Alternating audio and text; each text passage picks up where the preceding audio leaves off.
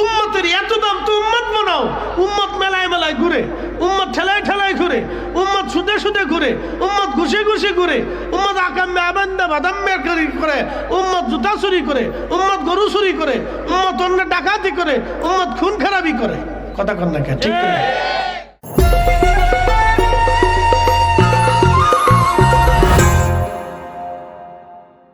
উনি রাখবে ততদিন গাইতে থাকবে, থাকবে না গাবো না, শেষ। কি কথা ঠিক আছে না ভাই? যতদিন আসে ততদিন গাইতে থাকবে, শেষ হয়ে গেল। তোনারটা উনি দিছে। কিয়ামতের ময়দানে আল্লাহ জিজ্ঞেস করবে তুমি কোন কাজে খরচ করছো? আমি বলি আল্লাহ সুরটুর দিয়ে কোরআন তেলাওয়াত করছিলাম, তোমার রসুলের নাচ গাইছিলাম, সুরটুর দিয়ে ওয়াজ করছিলাম, আল্লাহ সুর দিছিলে, এই সুর একটু কাজে লাগাইছি, গান টান গাইনি আল্লাহ, ঢোল তবলা বাইরে নিয়ে ওয়াজ নসিহত করছিলাম আল্লাহ। তো যদি মাফ সাফ কিছু আল্লাহ দয়া করে করে, তা আল্লাহ তো দয়া করবেই, দয়ার আশা নিয়েই তো বসে দিছি। কি কথা কন থাকে? قل يا عبادي الذين اسرفوا على أنفسهم لا تقنطوا من رحمة الله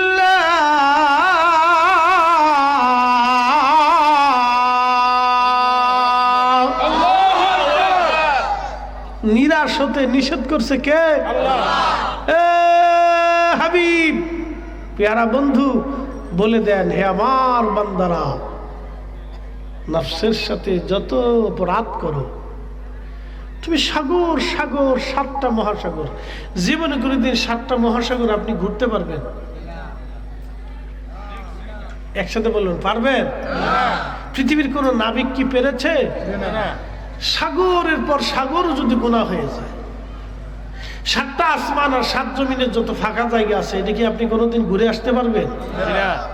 7 আসমান 7 জায়গার ভিতরে যত গুনাহ আছে তাও যদি ভরে যায়, বান্দা লা তাকনাতু মির রাহমাতিল্লাহ, আমার রহমত থেকে তুমি নিরাশ হও না। না না, এর চেয়ে বড় সুসংবাদ আমার এই উম্মতের জন্য আর নাই তো। এটা সবচেয়ে বড় সুসংবাদ। একসাথে বলেন আল্লাহু আকবার। অনেক বড় সুসংবাদ, অন্য উম্মত কাল্লা এত বড় সুসংবাদ দেয় না। আল্লাহু আকবার। আমাদের কাল্লা সুসংবাদ দিচ্ছে। এরপর আল্লাহ বলেন, ইন্নাল্লাহা ইয়াগফিরু যুনুবা জামিআ,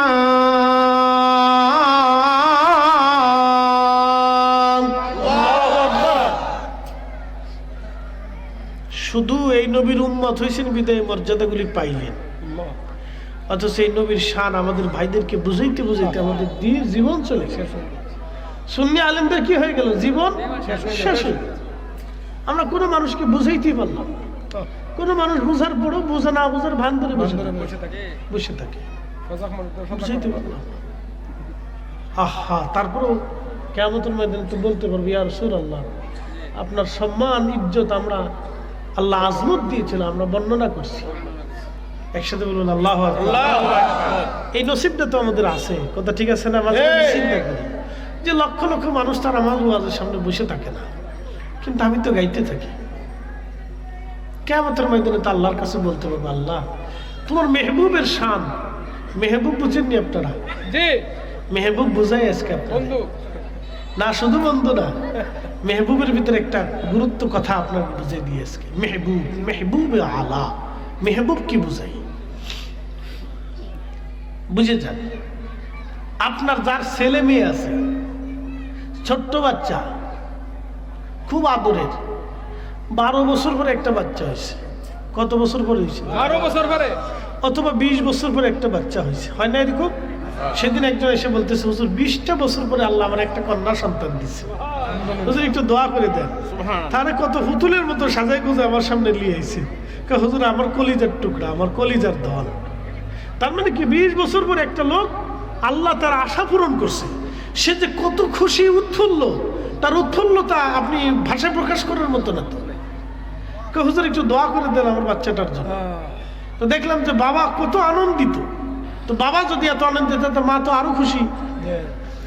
তো এই বাচ্চাটা হলো ওই বাবা মার মেহবুব। এই বাচ্চাটা হলো ওই বাবা মার মেহবুব। এই বাচ্চা কানলে বাবার কলিজায় ব্যথা করে, এই বাচ্চার অসুস্থ হলে মা পাগল পারা হয়ে যায়। কথা ঠিক আছে কিনা? কারণ কি মেহবুব, একসাথে বলেন কি জোরে বলেন কি? বাচ্চা যা চায় বাবা মা তাই দেয়, বাচ্চারা না চাইতে সাজাই গুজায়। আমার নবী হচ্ছে আল্লাহর মেহবুব, নবী চাওয়ার আগে আল্লাহ তার রসুলকে উম্মতকে দিয়ে দিছে। এই যে না বলবেন বুঝবো কি বল?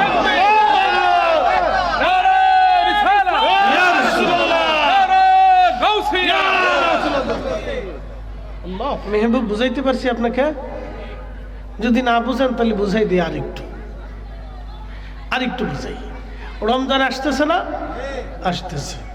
সাহাবা ইকরাম এসে বললেন, ইয়া রাসূলুল্লাহ, শুনছি আগের যুগের উম্মত বলে লম্বা লম্বা হায়াত পাইত, 400 500 800 900 বছর ধরে তারা বাঁচত, 400 বছর ধরে নামাজ পড়তো, 400 বছর ধরে রোজা রাখতো, 400 বছর আল্লাহর জিহাদের পথে কাটাইতো। ইয়া রাসূলুল্লাহ, তাদের কত নেকি, আমরা হায়াত কম, নেকি কম, কিয়ামতের ময়দানে আমরা লজ্জিত হয়ে যাব। আমরা যেমন সবাই দুনিয়াতে কে কত বাড়ি, সুন্দর বাড়ি বানাবো এই চিন্তা করি। কথা ঠিক আছে ভাই? বক্তা শ্রোতা যাই বলে, আমাদের সবার চিন্তা হলো সুন্দর একটা বাড়ি বানাবো। কি কথা ঠিক আছে না? সুন্দর একটা গাড়ি কিনবো, সুন্দর একটা বাড়ি হবে, বাচ্চা কাচ্চা নিয়ে আনন্দিত থাকবো। আর সাহাবা ইকরামের চিন্তা হইতো কিয়ামতের ময়দানে কত নেকি নিয়ে যাবো। আল্লাহু আকবার। না হয় না, আরো জোরে বলে। সাহাবা ইকরামের চিন্তা ছিল কিয়ামতে কত নেকি নিয়ে যাব, আর আমরা কিয়ামতের ময়দানে আল্লাহ রসুলকে কিভাবে খুশি করে যাব, আল্লাহ তার রসুলকে কিভাবে খুশি করব, খুশি করার জন্য সাহাবারা প্রতিযোগিতা করত। আর আমরা সবাই মিলে হচ্ছিল দুনিয়া কিভাবে খুশি করব, দুনিয়ারে কিভাবে খুশি করব, আমরা সবাই এই জন্য প্রতিযোগিতা করি। আমাদের সাহাবীদের ভিতরে তফাৎ হলো এইটা।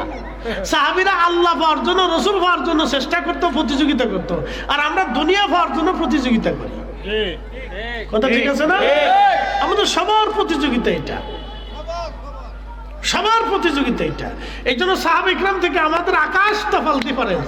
এই জন্য আল্লাহ নবী বলেন, আমার উম্মত আল্লাহ আল্লাহ ফিয়া সাহাবি, আল্লাহ আল্লাহ ফিয়া সাহাবি, তোমরা আমার সাহাবীদের ব্যাপারে আল্লাহকে ভয় করো, আল্লাহকে ভয় করো। লা তাত্তাখিদুহুম গারাদাম মিন বাদি, আমার ইন্তেকালের পরে আমার সাহাবীদের ভুল ত্রুটি বের করে, ত্রুটি বিচ্যুতি খুঁজে এনে সমালোচনা করবা না। সুবহানাল্লাহ। একসাথে বলবেন আল্লাহু আকবার। আচ্ছা বলেন, সাহাবীরা কি মাসুম? না, সাহাবীরা মাহফুজ। একসাথে বল মারহাবা।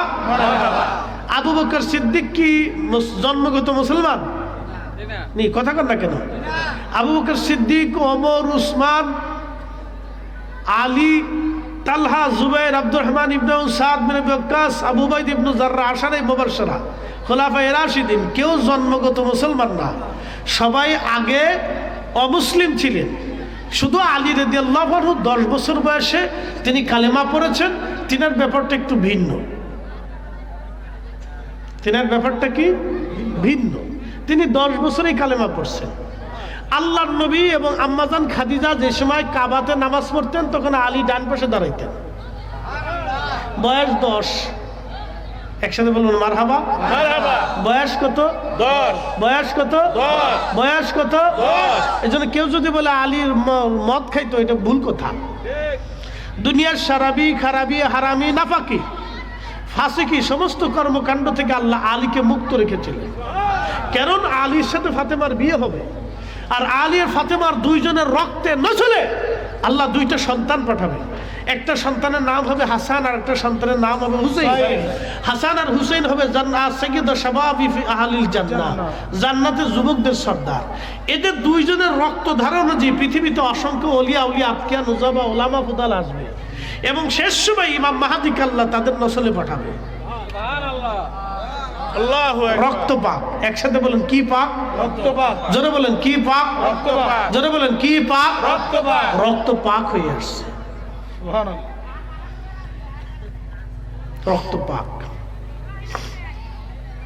ছোট্ট করে পরিসংখ্যান দিলাম আপনাদেরকে, তো খুব মনোযোগ দিবেন। কোন সাহাবী জন্মগত মুসলমান না, কিছু মাত্র ছাড়া। বাদ বাকি অধিক সাহাবী তারা আগে অমুসলিম ছিলেন। কেউ প্রতিমার সামনে মাথা নত করছে, কেউ পুতুল রে সেজদা দিছে, কেউ মানুষ হত্যা করছে, কেউ কন্যা সন্তান জীবন্ত কবর দিছে, কিন্তু রসুলের দরবারে এসে তারা কি হয়ে গেছে? শ্রেষ্ঠ। একসাথে বললেন মারহাবা। এই জন্য তাদের ত্রুটি বিচ্যুতি বের করে এনে সমালোচনা করা আল্লাহর নবী নিষেধ করে দিয়ে গেছে, কারণ তারা রসুলের ছাত্র। তাদের সমালোচনা করা মানে নবীর সমালোচনা করা, কথা ঠিক কিনা? তাদেরকে কষ্ট দেওয়া মানে নবীকে কষ্ট দেওয়া। এটাই হলো আহলে সুন্নাত ওয়াল জামাতের আকীদা। এটাই আহলে সুন্নাত ওয়াল জামাতের আকীদা। প্রিয় উপস্থিতি হাজিরিন, প্রিয় ভাই আমার, খুব মনোযোগের সাথে কথাগুলি শুনবেন। আমি যেখানে রেখেছিলাম সেদিকে চলে যাই। তো সাহাবীরা নবীজির কাছে এসে বলেন, ইয়া রাসূলুল্লাহ, কিয়ামতের ময়দানে আমরা দুর্বল হয়ে যাব, আমাদের নেকি কম হবে। নবীজি চিন্তায় পড়ে গেলেন, পেরেশানির মধ্যে পড়ে গেলেন, মনটা খারাপ হয়ে গেল। সাথে সাথে আল্লাহ দেরি করেন নাই, আমার রব আমার আল্লাহ মেহবুবকে খুশি করার জন্য, কারণ মেহবুব, একসাথে বলেন কি? মেহবুব। জোরে বলেন মেহবুব, জোরে বলেন মেহবুব। মেহবুব আপনাদের আমাদের যে কত দাম, এটা আমি ভাষায় প্রকাশ করতে পারবো না। তো এই জন্য এই উম্মতের ওলিরা জায়নামাজ পানির উপর বিছাই দিয়েছে, পানি ডুবাইতে সাহস করে নাই। এই জন্য এই উম্মতের ওলিরা আগুনের ভিতরে ঝাঁপায় পড়ছে, আগুন তারা পুরাই নাই। একসাথে বলবেন আল্লাহু আকবার। এই জন্য এই উম্মতের ওলিরা আসমানের দিকে তাকিয়ে বলছে, আল্লাহ বৃষ্টি দাও, আল্লাহ সাথে সাথে বৃষ্টি দিয়ে দিচ্ছে। এই উম্মতের ওলিরা নদীরে বলছে, নদী উজানের দিকে চলে যাও, উজানের দিকে রওনা হয়ে গেছে। এই উম্মতের ওলি হযরত ওমর বলছেন, নীল নদ, নীল নদ, তুমি যদি আল্লাহর হুকুমে প্রবাহিত হও তাহলে আল্লাহর হুকুমে হয়ে যাও। একসাথে বলবেন আল্লাহু আকবার। কারণ আপনি যায় যদি পদ্মা নদীর কানে, পদ্মা তুই উজানের দিকে চলে যাবে? কেন যাবে না? তাহলে আপনি ওইভাবে আল্লাহ তার রাসূলকে খুশি করতে পারেন না। এই জন্য আমরা করতে পারি নাই, বিধায় ওলিদের কাছে যাই। আর আমরা হয়ে গেছি এখন মাজার পূজারি, পীর পূজারি। কি কথা কর নাকি? আমরা পারি না দেখেই তো ওলিদের কাছে যাই। ওটা শিখার জন্য ওলিদের কাছে যাই, ওটা জানার জন্য ওলিদের কাছে যাই। যদি নিজে নিজে জানতাম তাহলে তার যাওয়ার দরকার ছিল না। যদি আপনি সবই নিজে নিজে বুঝতেন তাহলে তো বসার দরকার ছিল না। কি কথা ঠিক আছে না ভাই? নিজে নিজে যদি সবই বুঝতেন তাহলে তো সবই দুনিয়া বুঝতেন, মাস্টারও দরকার ছিল না। অঙ্ক বুঝলে তাহলে অঙ্কের টিচারের কাছে যাওয়ার দরকার ছিল না। ইংরেজি যদি বুঝতেন তাহলে ইংলিশ টিচারের কাছে যাওয়ার দরকার ছিল না। তাহলে মাদ্রাসা, মসজিদ, মক্তব, বিশ্ববিদ্যালয় কোনো কিছু আপনার যাওয়ার দরকার ছিল না। আপনি নিজেই সব জানতাম। তো ঠিক তখনই মেহবুবকে খুশি করার জন্য আল্লাহ আয়াত নাযিল করলেন, ইন্না আনজালনাহু ফি লাইলাতিল কদর ওয়া মা আদরাকা মা লাইলাতুল কদর লাইলাতুল কদরি খায়রুম মিন আলফি শাহর। একসাথে জোরে বলা যাবে কি মারহাবা।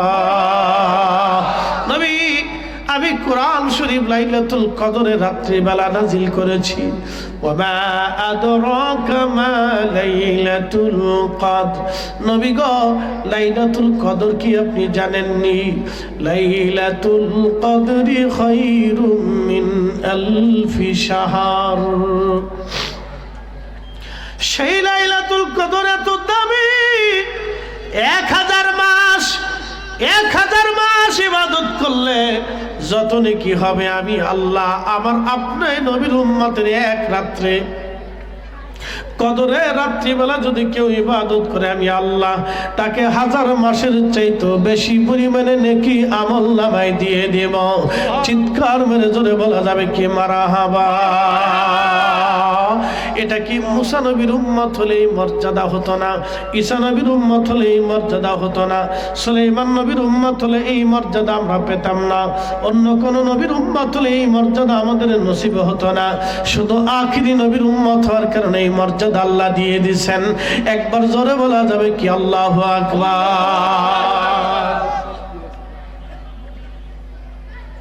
আপনি বুঝেন তো রসুলের দাম কত, ইয়া রাব্বি, তার মর্যাদা কত, তার শান কত, আমি কি করে বর্ণনা করে শেষ করব? শুধু আপনি বুঝে যান।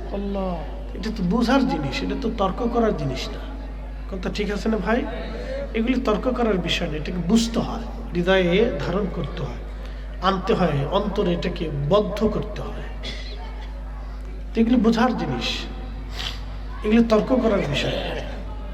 তো প্রিয় ভাই, আবার আজকের এই মাদ্রাসাটা হযরত খাদিজাতুল কুবরা রাদিয়াল্লাহু তাআলা আনহার নামে খুব বরকতওয়ালি, শানওয়ালি, তাহেরা তৈয়বা, আমাদের মা জননী, তিনার পবিত্র নামের মাদ্রাসাটা আল্লাহ কবুল করুক। আম্মাজানের উসিলায় বলেন আমিন। আম্মাজানের উসিলায় কবুল করুক। এই আম্মাজান সম্পর্কে হযরত আম্মাজান আয়েশা সিদ্দিকা একদিন নবীজি সবসময় দোয়াতে আম্মাজানকে স্মরণ করতেন। একসাথে করেন মারহাবা। তো দোয়া করার সময় আম্মাজান খাদিজাতুল কুবরার জন্য দোয়া করতেছে, সবসময় দোয়াতে আম্মাজানের কথা বলতেন। তা আম্মাজান আয়েশা সিদ্দিকা স্বভাব সুলভ আচরণ অনুযায়ী দোষ ধরা যাবে না, কারণ তারা আমাদের মা। কথা ঠিক আছে কিনা? দোষ ধরা যাবে না, তিনি আমাদের কি মা। একসাথে বলেন, তিনি আমাদের কি মার। দোষ ধরা যাবে না, ধরলে সর্বনাশ, শেষ হয়ে যাবেন। তাহলে শিয়াদের দলে চলে যাবেন। শিয়ারা আম্মাজান আয়েশাকে গালিগালাজ করে, লা হাওলা ওয়ালা কুওয়াতা ইল্লা বিল্লাহ। তা আম্মাজান একদিন ডাক দিয়ে বললেন, ইয়া রাসূলুল্লাহ, আপনি শুধু এক বৃদ্ধা নারীর জন্য বারবার দোয়া করেন, আমরা কি আপনার স্ত্রী নই? আম্মাজান বলে ফেলছেন, স্বভাব সুলভ অনুযায়ী বলে ফেলছেন, দোষ ধরা যাবে না। তো ঠিক তখনই নবীজি জালালি হয়ে গেলেন, লাল হয়ে গেলেন, ডেকে বলেন, আয়েশা সাবধান, কখনো এই কথা আর বলবা না। তুমি জানো না আয়েশা, আমার খাদিজা আমার কষ্টের দিনের সাথী ছিল, আমার খাদিজা আমার দুঃখের দিনের সাথী ছিল, আর তোমরা আমার সুখের দিনের সাথী হয়েছো। একসাথে বলবেন আল্লাহু আকবার। আল্লাহু আকবার। আম্মাজান আয়েশা সিদ্দিকা ভয় পেয়ে গেলেন, চুপসে গেলেন। তখন তিনি বুঝতে পারলেন না, এটা আর বলা যাবে না। তাহলে বুঝেন, তিনি আমাদের রসুল আম্মাজানকে কি পরিমাণে ভালোবাসতেন, যে তার ভালোবাসায় আর এক স্ত্রীকে ধমক দিয়ে বসছেন। একসাথে বলবো না মারহাবা। তাহলে তার নামের মাদ্রাসা, আল্লাহু আকবার। একসাথে বলেন আল্লাহু আকবার। তো নামেই তো বেহেশত, নামেই বরকত। কি কথা ঠিক আছে না? নামেই বরকত, নামেই জান্নাত। শুধু এত দামি নাম, যে নামটা শুধু বলেছিল ইয়া রাসূলুল্লাহ এক বৃদ্ধা নারী, নবীজি বললেন সাবধান, এই শব্দ আর উচ্চারণ করবে না আয়েশা। সে আমার কষ্টের দিনের সাথী, সে আমার দুঃখের দিনের সাথী ছিল। তাহলে আম্মাজানকে আল্লাহ রাসূল কি পরিমাণে ভালোবাসতেন। তার নামের মাদ্রাসা। আমি অসুস্থতা, আমি বেশি লম্বা কথা বলবো না, তাও 1.5 ঘন্টা বলে ফেলছি, প্রায় 1.5 ঘন্টা বলে ফেলছি। একসাথে বলবেন আল্লাহু আকবার। আমি শুধু আপনাদের খেদমতে 2টা জিনিস চাবো। একটা লোক উঠবেন না, আল্লাহর হস্তে দয়া করে একটু বসবেন, 10টা মিনিট একটু বসে আমাকে সাহায্য করবেন, আমাকে না। আম্মাজান খাদিজাতুল কুবরার নামের ইজ্জত যদি দিয়ে থাকেন তাহলে উঠবেন না, বসেন। আমি 1 টাকা আপনার পকেট থেকে নিব না, আমাকে দেওয়ার দরকার, আমি আমার নিজের জন্য চাবো না। আমি আপনার কাছে ভিক্ষা চাচ্ছি শুধু এই মাদ্রাসার জন্য, অন্য কিছুর জন্য না, শুধু এই নামের বরকতের জন্য। আম্মাজান খাদিজাতুল কুবরাকে মহব্বত করেন যারা করেন, যেহেতু আমার রসুল তাকে মহব্বত করতেন। একসাথে বলবেন আল্লাহু আকবার। তার রক্তে, তার নসলে আল্লাহ আমার রসুলকে 7টা সন্তান দান করছে। আপনি 7টিখানি কথা না, আল্লাহর নবী বলতেন, উম্মত তোমরা শোনো, আমার পরিবারের চাইতে শ্রেষ্ঠ পরিবার পৃথিবীতে আর কারো নাই। আমি শ্রেষ্ঠ, আমার বংশ শ্রেষ্ঠ, আমার কওম শ্রেষ্ঠ, আমার পরিবারও শ্রেষ্ঠ। আমার পরিবারের মতো শ্রেষ্ঠ পরিবার আর কারো নাই, আমার বংশের মতো শ্রেষ্ঠ বংশ আর কারো নাই, আমার এই কওমের মতো বড় শ্রেষ্ঠ কওম আর নাই। কুরাইশ বংশ শ্রেষ্ঠ বংশ, বনু হাশিম শ্রেষ্ঠ শাখা, এবং নবীর পরিবার শ্রেষ্ঠ পরিবার। তাহলে সেই পরিবারের একজন আম্মাজান খাদিজাতুল কুবরা, যার রাসূল আল্লাহ 7টা সন্তান দুনিয়াতে দিছে, তার নামে এই মাদ্রাসার মহব্বতে আপনারা 10টা মিনিটে আমার কাছে শুধু বলবেন যে হুজুর তাকে মহব্বত করি, আম্মাজানের মায়ায় পড়িয়া যেহেতু রসুল করিম তাকে মহাব্বত করতেন, আল্লাহ নিজে তারে সালাম পাঠাইছেন, আল্লাহর পক্ষ থেকে সালাম পাঠাইছেন। একদিন আল্লাহ নবীর আম্মাজান খাদিজাতুল কুবরা 40 দিন জবালের নূরে, মনে হয় দাদুভাই গেছেন না, জাবালের নূরে, দাদুভাই যারা এখানে হজ করছেন ওমরা গেছেন তারা জানেন যে জাবালের নূর একবার পাহাড়ের 7-8 বার গেছে। তো এখানে উঠা যে কত কঠিন সেই দিনের জন্য ছিল। সো প্রত্যেক দিন 2 বার উঠানামা করতেন, 4 বার উঠানামা হতো। তো 40 দিনে এরকম 80 বার, 160 বার উঠানামা হয়েছে। তো শেষবারে যখন উঠতেছিলেন তা আম্মাজানের খুব কষ্ট হচ্ছিল। তো ওই দিন তিনি অসুস্থ ছিলেন, খুব দুর্বল ছিলেন, শরীর অসুস্থ ছিল। তো একটু উঠে একটু বসে, একটু উঠে একটু বসে, এরকম অনেক কষ্ট করে জাবালে নূরের উপরে উঠছে। তো নবী মুসকি মুসকি হাসে। তা আম্মাজান বলেন, ইয়া রাসূলুল্লাহ, আমি কষ্ট করে আপনার জন্য খাবার আনি, আপনি আমার এই কষ্ট দেখে হাসেন? নবীজি বলেন, না রে খাদিজা, কষ্ট দেখে হাসি না, আল্লাহর জিবরাইল এসে বলে দিয়ে গেছে আল্লাহ তোমার এই প্রেম দেখে তোমাকে সালাম জানাইছে। একসাথে বলবেন আল্লাহু আকবার। কে সালাম দিছে? আল্লাহ। কে দিছে? আল্লাহ। আপনারা আমার দিতনি আল্লাহ সালাম। তো যারে আল্লাহ সালাম পাঠাইছে তার মহব্বতে কিছু খরচা করার দরকার আছে কিনা নাই?